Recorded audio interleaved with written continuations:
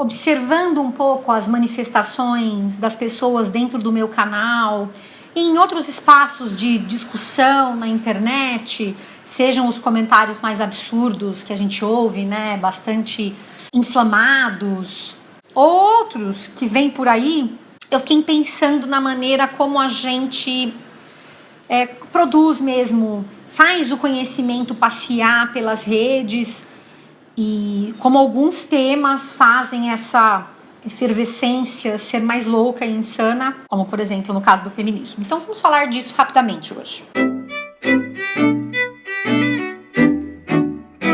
Frequentemente me choca ver uma série de comentários na internet e a dificuldade que a gente tem de dialogar com eles, porque efetivamente parece que aquela pessoa não está afim de dialogar com você. Então você olha e fala, putz, é claro, tem alguns comentários que a gente vê efetivamente que a pessoa não está afim de dialogar, ela já começa a conversa te agredindo mesmo, né, xingando, chamando a pessoa de várias coisas, e aí, bom, de fato, me parece que não é possível aí um diálogo. Mas muitas vezes as pessoas vêm com falas inflamadas, não necessariamente questionadoras, mas em alguns momentos questionadoras, mas inflamadas. E quando eu falo inflamadas, elas muitas vezes vêm carregadas de muitos julgamentos. A sensação que eu tenho é que a pessoa senta ali na frente do computador, vê uma coisa e ela, antes de processar um pouco aquela informação, ela já está respondendo muito loucamente aquilo que pensa. E de repente depois a pessoa até constrói um outro raciocínio, se ela sai dessa vibe, dessa crítica inflamada para algo de reflexão sobre aquilo que leu ou que viu.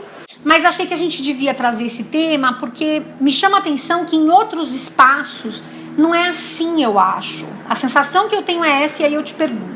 Quando a gente vai ler, por exemplo, um livro, se você desgosta de uma parte, ou se você acha incômoda, ruim, mal escrita, você evidentemente não tem a possibilidade de automaticamente escrever para o autor ou autora para dizer estou insatisfeita, que merda de livro e tal.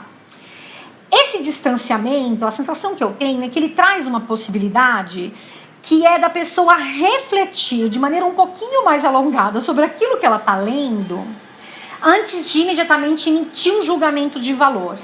Então, nesse tempo que a pessoa vai tendo, a sensação que eu tenho é que ela pode digerir mais aquilo que ela viu e fazer ponderações mais diversas e mais amplas sobre aquilo que ela está lendo.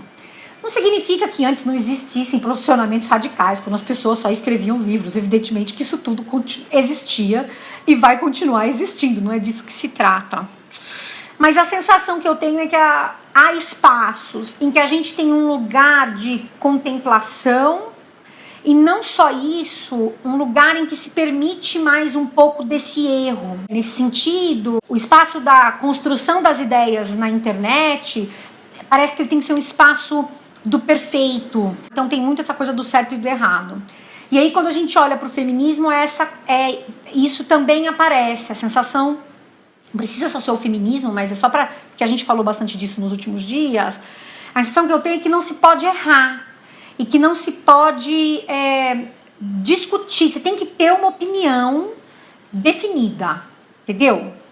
Se você é radifem, você tem que ser radifem. Se você não é radifem, você tem que só criticar o radifem. Se você é interseccional, você precisa... É claro que a gente define linhas de atuação, mas é como se essa definição já estabelecesse um lugar de perfeição na sua argumentação dentro daquela definição que você construiu.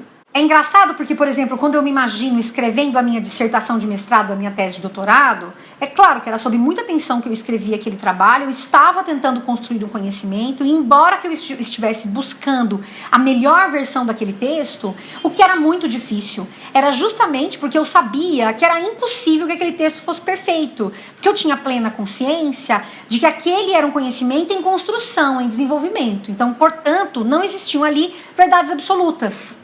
Elas poderiam ser contestadas, além do que era um texto muito provavelmente imaturo, algo que tempos depois eu leria e não gostaria, como hoje eu já não gosto. Então, a sensação que eu tenho é que a lei pode ser uma sensação romantizada, você pode me dizer o que você acha, é que se faz uma leitura um pouco mais... Também pode ser acalorada, né, quando você defende um ponto de vista e não outro dentro de uma vertente teórica, Mas a impressão que eu tenho é que são textos que você já pressupõe que tem ali coisas que não necessariamente se amarram. Enquanto nesses espaços de internet existe um medo grande de você cair nesse lugar do erro, ou do que as pessoas vão crucificar você, ou que você não pode cometer nenhum deslize, tem que estar nesse lugar dessa perfeição aí. A Djamila Ribeiro traz algumas reflexões em alguns momentos sobre isso no perfil dela do Facebook, em alguns textos, e eu gosto bastante. Como se você tivesse estar sempre na militância perfeita, porque senão as pessoas vão estar logo te criticando, e os seus pares vão estar te criticando, mas dessa maneira de julgamento ruim, negativo, sabe? Sem uma leitura contextualizada ou cuidadosa. Eu acho que a gente tem que seguir fazendo críticas, mas sem fazer essa crucificação desses indivíduos que estão ali fazendo essas reflexões, sabe? Mas eu não sei, tem um jeito mais cruel que a gente carrega na internet. E eu tenho buscado fazer um exercício para sair desse lugar do cruel. Acho que é difícil fazer isso, mas acho que é importante para a gente poder efetivamente conversar. Como eu disse, tem lugares em que isso é muito difícil, eu recebo alguns comentários que realmente não dá, mas tem pessoas com quem você efetivamente pode dialogar, assim, porque a pessoa se coloca nesse lugar da abertura para aquilo que não é correto o tempo todo, tá tudo certo, essa teoria tá perfeita, é isso que eu vou seguir para sempre. As pessoas entendem que são conhecimentos em construção, e eu acho que é isso a beleza da conversa sobre conhecimento, sei lá. Eu viajei hoje, entendeu? Viajei mesmo.